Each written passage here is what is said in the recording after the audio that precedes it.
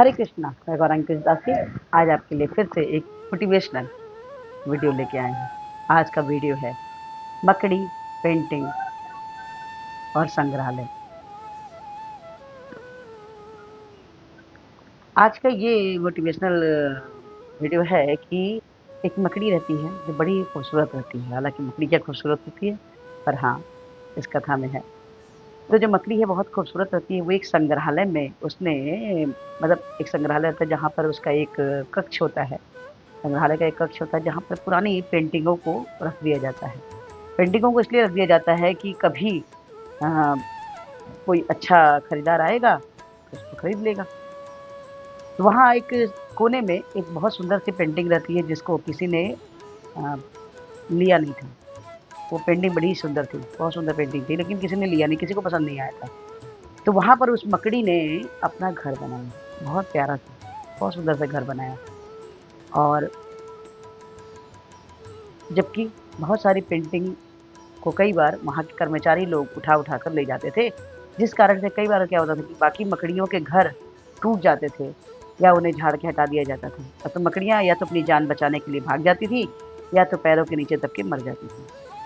लेकिन वो बे मकड़ी जो थी वो बिल्कुल निश्चिंत थी, बड़ा सुंदर सा प्यारा सा अपना घर बना के रखा था मकड़ी ने। उसे वहाँ पे खाने-पीने की कोई कमी ना थी मकड़ी को। एक कोने में वो चूँकि पेंटिंग पड़ा हुआ था और उसे ये था कि ये पेंटिंग यहाँ से कभी भी नहीं हटेगी, ये पेंटिंग यहाँ से कभी भी नहीं हटेगी। लेकिन एक दिन वहाँ के कर्मचारी आते हैं, उस पेंटिंग को उठाते हैं और जैसे ही झाड़ते हैं, मकड़ी डर के मारे वहाँ से भग जाती है। उसे लगता है कहीं मैं इनके पैर के नीचे आके मेरी भी मृत्यु ना हो जाए। वो मकड़ी वहाँ से उठती है और दौड़ते-भागते इधर-उधर तड़पती है कि आखिर मेरा घर टूट गया, अब मैं क्या करूँ? भगवान को कोसने लगती है। प्रभु को कोसने लगती है कि प्रभु आपने आपने मेरे घर को बचा सकते थे। आप मेरे घर को बचा सकते थे, लेकिन आपने वो नहीं बचाया मुझे, मेरे घर को नहीं बचाया। बताइए मैं कैसे खाऊँगी, मैं कैसे पीऊँगी? उसको रहने की और खाने की चिंता हो गई मकड़ी को।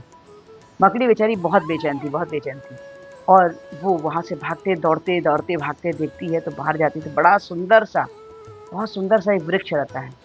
उस वृक्ष पर जाती है और बड़ी खूबसूरत पेंटिंग सा, जैसे पेंटिंग होती है वैसे सुंदर-सा उसने एक घर बनाया। मकड़ी ने घर बनाया, प्रयास किया, फिर से घर बनाया और वो घर पहले के घर की तुलना की बजाय बहुत सुंदर, क्योंकि वहाँ से प्रकृति का नज़ारा भी दिख रहा था।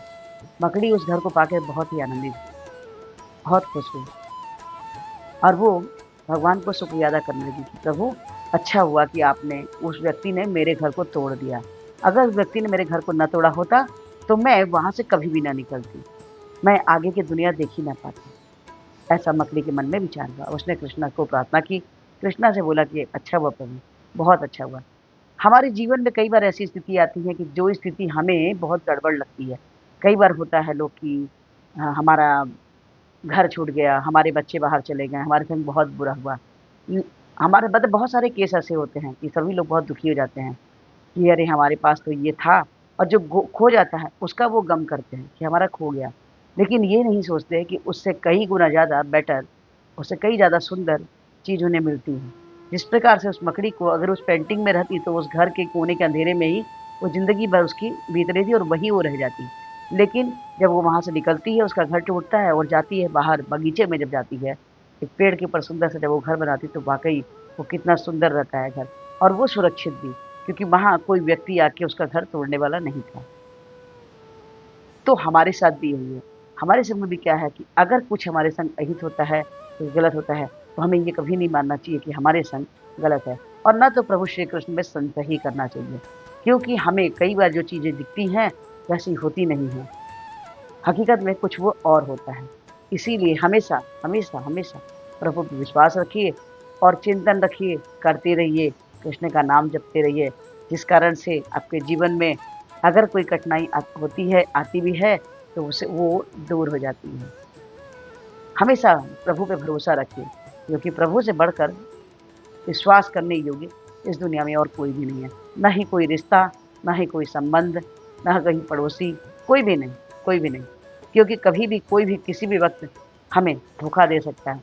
पर प्रभु हमारे प्रभु श्री कृष्ण जो हैं, हमारे ईश्वर जो हैं, हमारे भगवान जो हैं, वो कभी भी हमें धोखा नहीं देते हैं।